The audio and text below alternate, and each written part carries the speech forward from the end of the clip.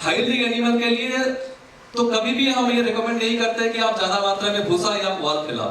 वो कभी भी आपको सपोर्ट नहीं करेगा हाई यील्डिंग एनिमल को मेंटेन करने के लिए। प्रोबेबली एनडीडी भी एक बॉडी है जो 2011 से हमने रेशन बैलेंसिंग प्रोग्राम के ऊपर काम कर रहा है। कहूंगा कि जब हम पशु को खिलाते हैं तो हमारा एक बेसिक नॉलेज होना चाहिए कि जो चारा या दाना हम पशु को खिला रहा है वो कैसा है, उसका क्वालिटी कैसा है।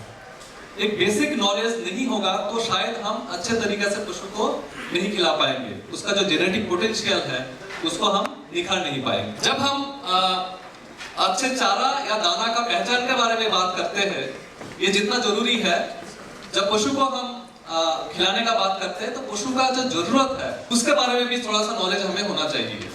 यहाँ पे बैठे हुए हैं बहुत सारे हमारा किसान, बड़े किसान भी होंगे जो 100-200 एनिमल भी रखते होंगे, अच्छे फार्मर भी होंगे। तो जब तक आपको ये पता नहीं है कि आपका पशु को चाहिए क्या है, अब पशु को चाहिए क्या, इसका मतलब क्या है, जब भी हम पशु पोषण का बात करते हैं तो हम प्रोटीन, एनर्जी, मिनरल्स, विटामिन ये सब का बात करते हैं। तो हर एक पशु का उसका जो ज्ञान का स्थिति है उसके हिसाब से उसका जो जरूरत है वो चेंज होते रहता है। जो एक गाभन पशु का जरूरत है शायद वो बच्चा होने के बाद उसका जरूरत चेंज हो जाता है। जो एक हाई यील्डिंग एनिमल का जरूरत है और जो एक कम दूध देने वाला 2 या 3 लीटर पशु का जो जरूरत है वो अलग होता है। तो सबका जरूरत अलग है। मैं यहाँ पे जस्ट एक एग्जाम्पल दिया हूँ, मैं डिटेल्स में नहीं जाऊंगा, लेकिन मैं यही कहना चाहूंगा कि पशु का जो जरूरत है, पोषक तत्व का जरूरत है, वो दूध के आधार पे चेंज होते रहता है। जो पशु आज के दिन पे 40 लीटर दूध देते हैं, मैं आज सुबह में किसी से बात कर रहे थे तो उन्होंने बताया कि उनके पास एक 40 लीटर दूध देने वाला गाय है, यहीं पे होंगे शायद। जो एक 40 लीटर दूध देने वाला जो गाय है उसका जो रख रखाव है, उसका जो खिलाने पिलाने का तरीका है वो कभी भी एक 10 लीटर दूध देने वाला गाय के जैसा नहीं हो सकता। एक अलग स्ट्रेटेजी आपको अपनाना पड़ेगा जब आप हाई यील्डिंग एनिमल को मेंटेन करते हैं। तो जब हाई यील्डिंग एनिमल को मेंटेन करते हैं तो हमें बहुत सारा पोषक तत्वों को कंसीडर करना पड़ता है कि हम हर एक चीजों को बैलेंस करें। अब हम जब पशु का पोषक तत्व के बारे में बात कर रहे हैं, न्यूट्रिशन के बारे में बात कर रहे हैं, तो हम तो प्रोटीन, एनर्जी, मिनरल्स, विटामिन का बात करते हैं। बट एनिमल न्यूट्रिशन भी अभी समय के साथ साथ बहुत ज्यादा इवॉल्व हो रहा है। पहले हम सिर्फ प्रोटीन का बात करते थे, अभी हम सिर्फ प्रोटीन का बात नहीं करते हैं, अभी उसको और फर्दर डीप डाउन होते हैं। नाउ हम बात करते हैं उसका मेटाबॉलिज्म प्रोटीन का बात करते हैं, फिर हम बात करते हैं कि नहीं मेटाबॉलिज्म प्रोटीन तो सही है बट उसके अमीनो एसिड प्रोफाइल क्या है, उसमें लाइसिन का मात्रा क्या है, मिथ्योनिन का मात्रा क्या है। तो हर एक न्यूट्रिएंट का डीप डाउन टिश्यू लेवल पे उसका जरूरत क्या है, वो सारी चीज जब आपको बेटर अंडरस्टैंडिंग होगा तो शायद एक अच्छे जो पशु आहार पशु के लिए जो आप बना पाओ। तो उसके लिए ये बहुत जरूरी है कि आप पशु का जो जरूरत है उस चीजों को समझो।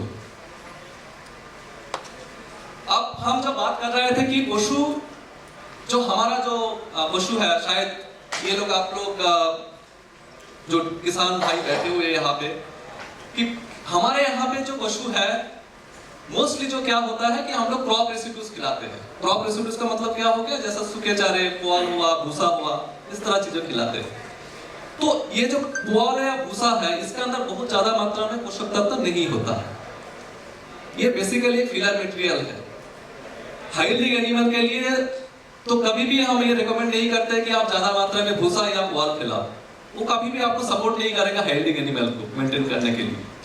और जब हम पशु का पाचन और उसका बेहतर न्यूट्रिएंट यूटिलाइजेशन का बात करते हैं तो कुछ बिंदुओं है जहां पे हमें थोड़ा सा ध्यान देना जरूरी है।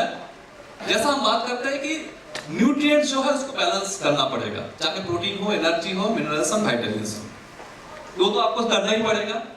दूसरी इंपॉर्टेंट चीज है, जब भी हम खाना खिलाते हैं तो जो हमारा रेशन है उसमें फाइबर का कंटेंट क्या है, फाइबर का अलग अलग क्लासिफिकेशन है। उस फाइबर का मात्रा जो जिसको हम न्यूट्रिएंट डिटर्जेंट फाइबर बोलते हैं या एसिड डिटर्जेंट फाइबर बोलते हैं, उसका मात्रा एक बैलेंस्ड होना चाहिए। फाइबर के साथ कॉन्सेंट्रेट का जो रेशियो है, जिसका फॉरेस्ट कॉन्सेंट्रेट रेशियो है, वो भी बहुत इंपॉर्टेंट एक पार्ट है जिसको आपको मैनेज करना चाहिए। पार्टिकल साइज का बात करते हैं। हमारे यहाँ पे देशों में जो छोटे किसान मैंने देखा हूँ, शायद आपके साथ ये नहीं होगा, गुजरात में अक्सर मैं देखता हूँ कि किसान जो पशु को जो चैफिंग करके नहीं देते हैं, बहुत सारा किसान ऐसा है, चारा को कुट्टी करके नहीं देते हैं। और चारा कुट्टी करके ना देने से क्या होता है कि इसमें सिर्फ एनर्जी का ही वेस्टेज नहीं होता है, आपका फीड का भी वेस्टेज है। तो पार्टिकल साइज एक बहुत इंपॉर्टेंट रोल प्ले करते हैं जब हम अच्छे तरीके से पशु को खिलाते हैं। और जब हम आगे, मैं एक दो स्लाइड में मैं TMR का ही बात करूंगा, जहां पे हम स्पेशली पार्टिकल साइज का एक इंपॉर्टेंट रोल प्ले होता है। और ये कहा जाता है कि ऑप्टिमली जो है करीब 19 mm and above particle size होना चाहिए जब आप एक अच्छे TMR, जब फॉरेस्ट का जो पार्टिकल साइज है हम उसका बात करते हैं। इसी तरह प्रोटीन का एंड एनर्जी का क्वालिटी, क्योंकि सारे जो आप लोग खली खिलाते होंगे या दाना खिलाते होंगे, तो सारे खली का जो प्रोटीन क्वालिटी वो एक जैसा नहीं होता है, या सारे दाने का प्रोटीन क्वालिटी एक जैसा नहीं होता है। तो प्रोटीन क्वालिटी भी एक इंपॉर्टेंट एस्पेक्ट है कि किस प्रोटीन का क्या क्वालिटी है। जो सोयाबीन मील जो है आपको डिलीवर करते हो, शायद आपको रेपसीड मील डिलीवर नहीं कर सकते। सो प्रोटीन क्वालिटी भी इंपॉर्टेंट है। इसके साथ आपका जो पशु का जो पाचन क्रिया है, जिसको हम रुमेन बोलते हैं, उसमें भी आपको थोड़ा सा समझ ज्यादा होना जरूरी है, क्योंकि जो हम खाके पचा नहीं सकते, पशु उसको खाके पचा रहा है और दूध उत्पादन कर रहा है। तो पशु का जो खाना पचाने का जो सिस्टम है वो एकदम ही अलग है। और पशु का जो खाना पचाने का जो पहला जो महत्वपूर्ण भूमिका जिसने निभाते हैं, वो उनका अंदर जो पेट के अंदर बैक्टीरिया प्रोटोजोआ होते हैं। तो जो बैक्टीरिया प्रोटोजोआ होते हैं, जिसको हम माइक्रोबियल प्रोटीन भी बोलते हैं, ये बेसिकली एनिमल को प्रोटीन और एनर्जी दोनों का सोर्स है। क्योंकि जो खाना आप खिलाते हो, आप देखोगे, मैं यहाँ पे कोशिश किया हूँ दिखाने के लिए, जो पेट होता है, पेट के अंदर जो भी खाना हम डालते हैं ना, तो ये जो पेट के अंदर बैक्टीरिया प्रोटोजोआ होते हैं, इनको वो एसिड पैदा करते हैं, अलग अलग टाइप का एसिड बनता है, जिसको हम वोलेटाइल फैटी एसिड्स बोलते हैं। और ये जो है बेसिकली 70% ऑफ एनर्जी जो है पशु को ऑलमोस्ट, ये इस वोलेटाइल फैटी एसिड्स आता है। और ये जो बैक्टीरियल प्रोटीन जिसको हम बोलते हैं, ये साथ में साथ एनिमल का प्रोटीन का जरूरत को भी पूरा करते हैं। तो हम इसलिए कहते हैं कि फीड योर माइक्रोब्स फर्स्ट। पशु को खिलाने का पहले पशु के अंदर जो कीड़े मकोड़े हैं उसको अच्छे से खिलाओ, क्योंकि वही आपको अच्छे पोषण देंगे आपका पशु को। तो जब तक आपका रूमेन फर्मेंटेशन इसको आप ऑप्टिमाइज नहीं कर पाओगे, तब तक आप शायद बेहतर ढंग से पशु पालन नहीं कर सकते हो।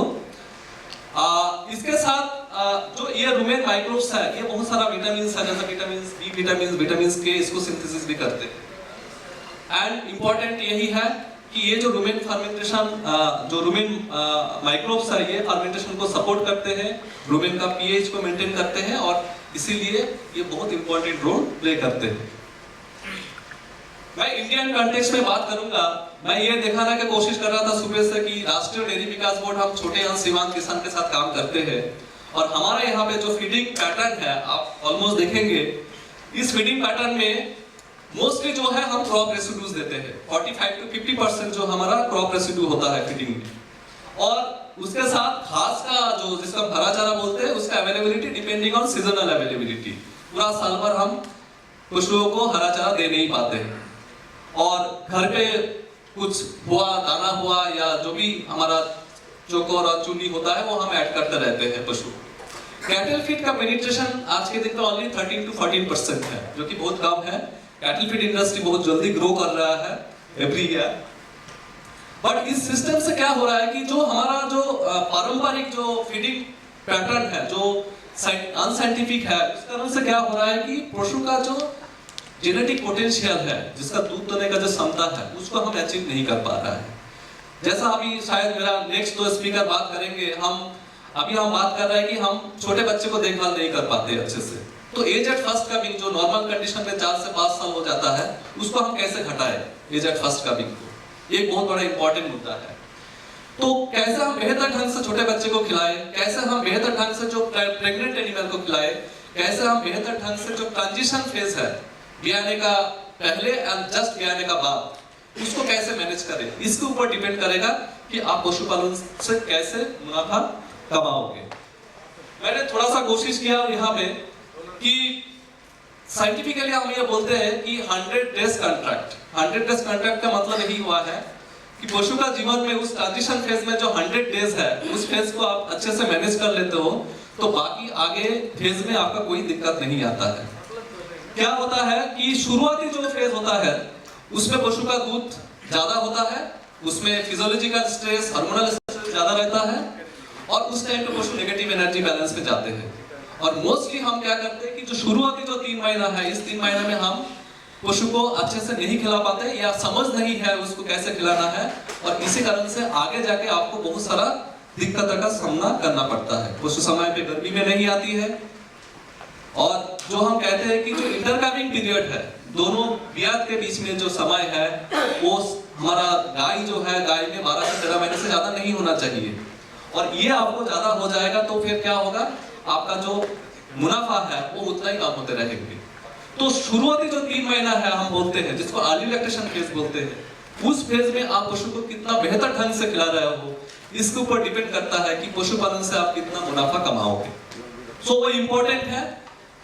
जैसा हम अलग अलग फेज में बात करते हैं कि जो पशु को चेहरा से बोलते हैं कि पशु कितना अच्छे आप उसको खिला रहे हो कि कैसे कर रहे हो, तो हम एक स्कोरिंग करते हैं जिसको हम बोलते हैं बॉडी कंडीशन स्कोर। तो जो हम कहते हैं कि बेहतर एक एनिमल है उसमें बॉडी कंडीशन स्कोर अच्छे मेंटेन होना चाहिए। जैसा अर्ली लैक्टेशन में जो एक एनिमल है उसका बॉडी कंडीशन स्कोर आपका 3 या 3.5 इसका होना चाहिए। ज्यादा मोटा पशु भी अच्छा नहीं है और ज्यादा इस तरह पशु भी अच्छा नहीं है। तो जो बॉडी कंडीशन स्कोर है वो एक मेजर है कि आपका पशु का जो न्यूट्रिशनल स्टेटस है वो कैसा है, तो इसको भी अच्छे से आपको उसको देखना चाहिए। जब हम अलग अलग फेज में पशु का खिलाने का बात करते हैं, जैसा हम एक अर्ली लैक्टेशन में एक एनिमल है जो हाइडिंग एनिमल है, उसमें कुछ चीजों को पूरा आपको ध्यान देना जरूरी है। हम ये कहते हैं कि जो दाना आप पशु को खिला रहे हैं वो दाना बहुत अच्छे क्वालिटी का होना चाहिए। तो अच्छे क्वालिटी का मतलब क्या है, तो मोस्टली हम ये कहते हैं, देखते हैं कि आज के दिन में जो कमर्शियली फीड बनते हैं उसमें मक्का का मात्रा जो है 10% से लेकर लोग 30% तक डालते हैं। अब मक्का क्यों इंपॉर्टेंट है, कोई भी ग्रेन जब हम फीड में डालते हैं इंपॉर्टेंट क्यों है, क्योंकि जब पशु पोषण में बात करते हैं आज के दिन पे एक पैरामीटर बहुत इंपॉर्टेंट है जो है स्टार्च। डेवलप्ड कंट्रीज में जो स्टार्च के ऊपर काफी ज्यादा ध्यान देते हैं और नॉर्मली जो वहां पे रेशन है स्टार्च कंटेंट 20 से 22% होता है रेशन में। बट हमारे यहाँ पे जब हम रेशन का एनालिसिस करते हैं हम ये देखते हैं कि हमारा रेशन में जो स्टार्च कंटेंट है वो 10 से 12% होता है। तो हाइडिंग एनिमल में जो एनर्जी उनको चाहिए उस एनर्जी का सप्लाई आप ज्यादा नहीं कर पाओगे तो आपका वो प्रोडक्टिविटी नहीं आएगा। तो स्टार्च एक मेन इंपॉर्टेंट रोल प्ले करते हैं। तो जब अच्छे क्वालिटी का दाना बनाना है तो स्टार्च कंटेंट को बढ़ाने के लिए आपको अच्छे दाना जैसा मेज हुआ 20 से 25% डालिए उसमें, तो आपका दमदार फीड बनेगा उसमें। सिमिलरली जो हम प्रोटीन का बात करते हैं उसका क्वालिटी के ऊपर आपको ध्यान देना पड़ेगा।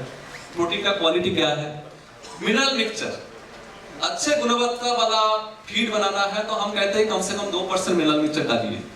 जहां पे और भी हाइडिंग एनिमल है ये mix of chelated and normal mineral mixture भी अच्छा काम कर सकता है। वहां adequate level of vitamin E and A, D और D3 ये होना चाहिए।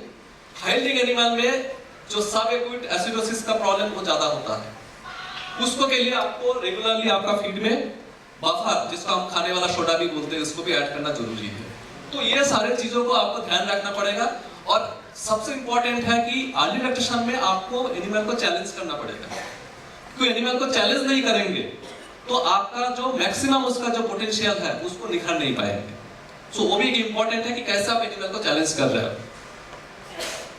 मैं यहाँ पे एक एग्जांपल दिया हूँ कि एक फीड फॉर्मुलेशन मैंने एक 20 kg मिल्क प्रोड्यूसिंग एक काउस है जिसका 4% के आसपास फैट है। मैंने यहाँ पे राइट साइड में मैंने कुछ दिया हूँ, कंपोजिशन दिया हूँ कि एक 16 kg उसको ड्राई मैटर चाहिए और उस हिसाब से मेरा जो फीड में क्या क्या मैंने डाला हूँ। और सबसे इंपॉर्टेंट चीज मैं आपको कहना चाहूंगा कि हम जब रेशन को इवेल्युएट करते हैं आज के दिन पे तो जनरली क्या है कि हमारा जो पुराना इवेल्युएशन सिस्टम है वो इतना अच्छा नहीं है। जैसा हम बात कर रहे थे कि जब हम प्रोटीन का बात कर रहे थे सिर्फ क्रूड प्रोटीन ये से आपका कुछ नहीं होता है। आपको देखना है कि आपका पशु को मेटाबॉलिज्म प्रोटीन कितना डिलीवर हो रहा है, आपका पशु को लाइसिन और मेथियोनिन, जो मेटाबॉलिजेबल लाइसिन और मेथियोनिन है, उसका मात्रा क्या है? जैसा हम कहते हैं कि 7.2% आपको लाइसिन होना चाहिए और करीब 2.4% मेथियोनिन होना चाहिए रेशन में। सो उसका एनालिसिस होना जरूरी है। आपका स्टार्च कंटेंट क्या है?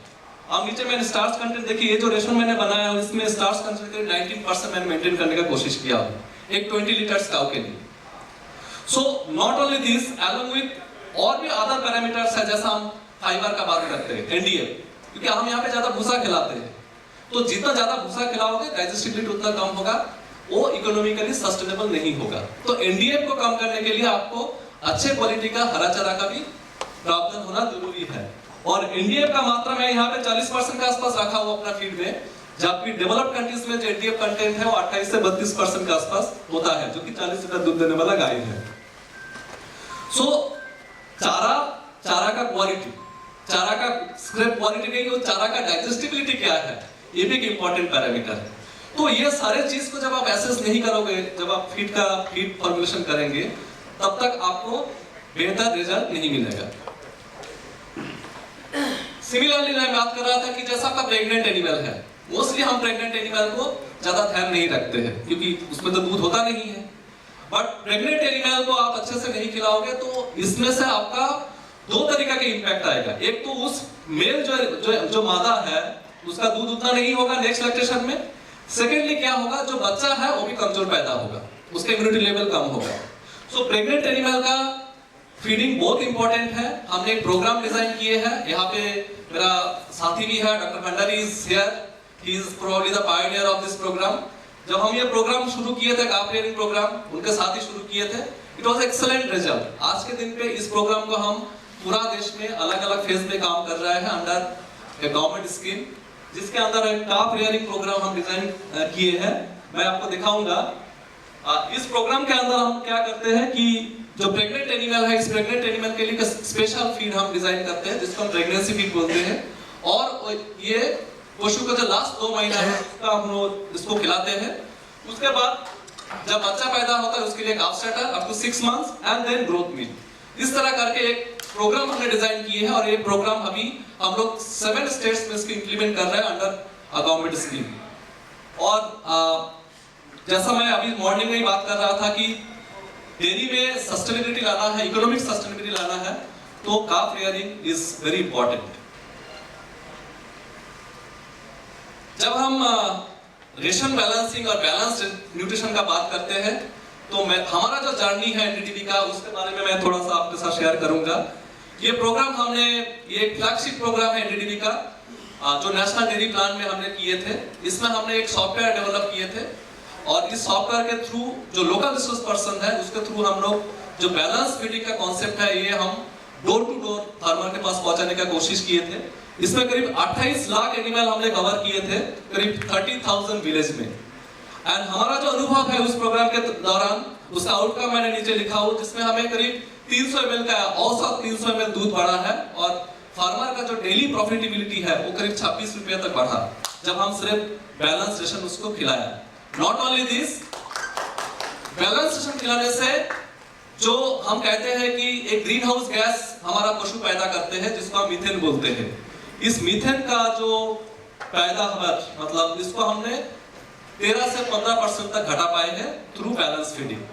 सो एक बहुत बड़ा पहल है, स्पेशली फॉर एनवायरमेंटल सस्टेनेबिलिटी के लिए ये बहुत इंपॉर्टेंट रोल प्ले करते हैं। ये एक सिस्टम हमने फर्दर जब इसको मॉडिफाई किए हैं, एक एंड्रॉइड एप्लीकेशन हमने बनाया है, ये आपका मोबाइल फोन में भी अवेलेबल होंगे, आप प्ले स्टोर में जाके इसको डाउनलोड कर सकते हैं। इसका नाम है 1962। ये एनिमल का जो एम्बुलेंस का नंबर होता है उसका नाम के हिसाब से है। ये government of India and NDDB मिलकर ये ऐप डिजाइन किए हैं and it is very much user friendly. कोई भी फार्मर जो है जो 7th 8th पढ़े हुए हैं, they can easily handle this application. आपको सिर्फ दूध, पशु का दूध और फैट उसमें डालना है और सिंपली आज के दिन पे आप क्या क्या खिला रहे हो और कितना केजी खिला रहे हो आप डालेंगे। सो ये एप्लीकेशन आपको बताएगा कि इस पर्टिकुलर पशु के लिए एक बैलेंस रेशन क्या होना चाहिए, वो आपको सजेस्ट करके देंगे। और ये अभी अच्छे काम कर रहा है। कभी भी आपको मौका मिले आपका प्ले स्टोर में जाके इसको डाउनलोड करके आप चला के देखिएगा। ये एक पहलू है जो सुबह में भी हम बात कर रहे थे कि हमारा फीडिंग सिस्टम ट्रांसफॉर्म हो रहा है। Now we are not talking about the total mix ration. Developed countries में ये 1950s में से चल रहा है टोटल मिक्स रेशन फीडिंग का, बट इंडिया में हम इसको लेके आ नहीं पाए हैं क्योंकि इंडिया में हमारे पास छोटे किसान हैं, उसके पास इतना कैपिटल इंटेंसिव फार्मिंग नहीं कर सकते हैं। सो इसको देखते हुए हमने कोशिश की है, हमारा जो साथी है अमूल डेयरी और बनास डेयरी के साथ हमने एक ready to eat total mix ration का जो प्रोडक्शन प्रोसेस है उसको हमने स्टैंडर्डाइज किए हैं। और मुझे बोलने के लिए बहुत खुशी है कि ये प्लांट हमने लगाया है, अमूल अपना प्लांट और बनास दोनों जगह पे उन्होंने प्लांट लगाया है और ये सक्सेसफुली ये प्लांट रन कर रहा है। और ये जो रेडी टू ईट TMR है ये फार्मर डोर स्टेप में आज के दिन पे पहुंचाया जा रहा है एट अफोर्डेबल कॉस्ट। सो जो किसान जिसको अच्छे क्वालिटी का चारा या अच्छे क्वालिटी का दाना पूरा साल भर उसका सप्लाई चेन मेंटेन नहीं कर पाते हैं उनके लिए एक फायदेमंद सलूशन है। और स्पेशली जो फार्मर जो सारे चीज बाहर से खरीदते हैं आज के दिन पे, चाहे सूखे चारा हुआ या हरा चारा हुआ या दाना हुआ, सो ये एक इनोवेशन है। और मुझे लगता है कि आगे जाके डेयरी इंडस्ट्री में जो फेस है ये काफी कुछ चेंज होगा इस टोटल मिक्स रेशन के ऊपर बेस करके। कल मेरा साथी बनास डेयरी से शायद इसके ऊपर डिटेल में आपको बात करेंगे इस पर्टिकुलर टॉपिक के ऊपर। हमने इसके ऊपर स्टडी भी किए हैं, अमूल के साथ और बनास के साथ भी स्टडी किए हैं और स्टडी में हमने ये पाए हैं कि TMR फीडिंग से हम पशु का दूध उत्पादन 1 से 1.2 लीटर तक बढ़ा सकते हैं। नॉट ओनली दिस, ओवरऑल जो आपका जो नेट प्रॉफिटेबिलिटी है ये करीब 35 से 40 रुपया तक बढ़ सकता है सिर्फ अच्छे TMR फॉर्मुलेशन करने से और उसको सही तरीके से फार्मर तक पहुंचाने से।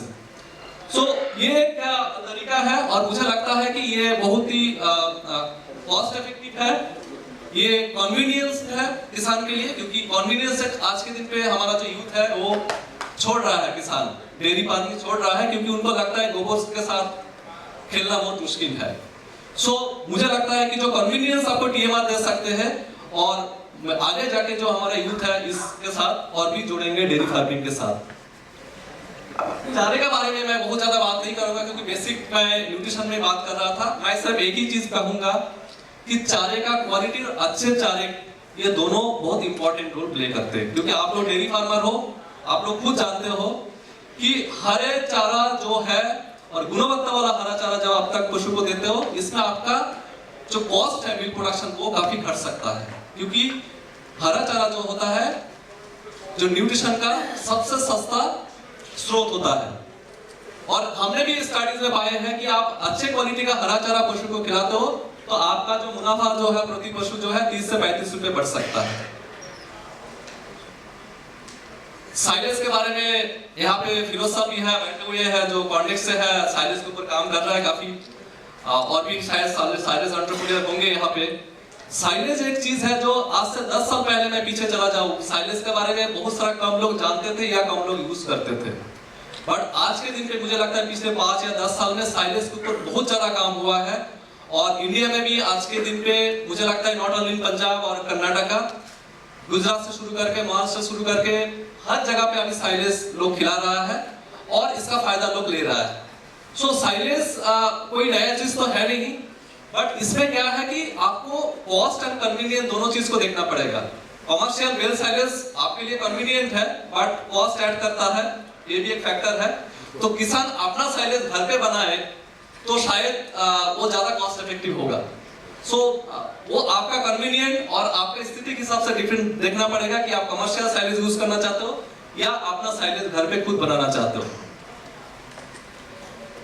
मैंने एक स्टडीज भी किए थे, उसमें हमने ये देखे थे कि साइलेज जब स्पेशली जब लीन पीरियड में जब सूखे चारा का कमी बहुत ज्यादा होता है और प्राइस बहुत ज्यादा होता है, उस टाइम पे इवन कमर्शियल साइलेज भी आप ऐड करते हो तभी आपका फायदामंद होता है। और साइलेज अच्छे ऐड करने से क्या होता है, आपका रेशन का क्वालिटी बहुत अच्छा हो जाता है।